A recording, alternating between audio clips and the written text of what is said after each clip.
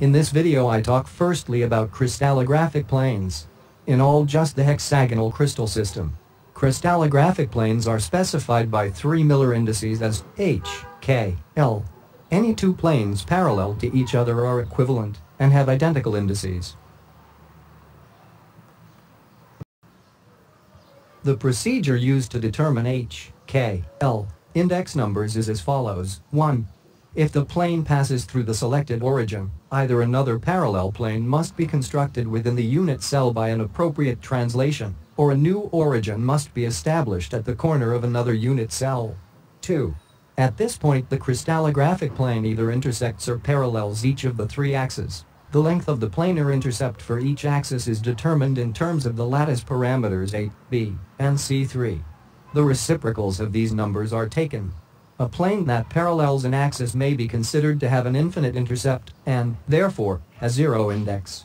4. If necessary, these three numbers are changed to the set of smallest integers by multiplication or division by a common factor. 5. Finally, the integer indices, not separated by commas, are enclosed within parentheses, thus H, K, L.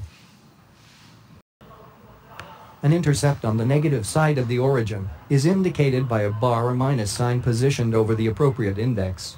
Furthermore, reversing the directions of all indices specifies another plane parallel to, on the opposite side of, and equidistant from the origin. Several low-index planes are represented in this figure. One interesting and unique characteristic of cubic crystals is that planes and directions having the same indices are perpendicular to one another.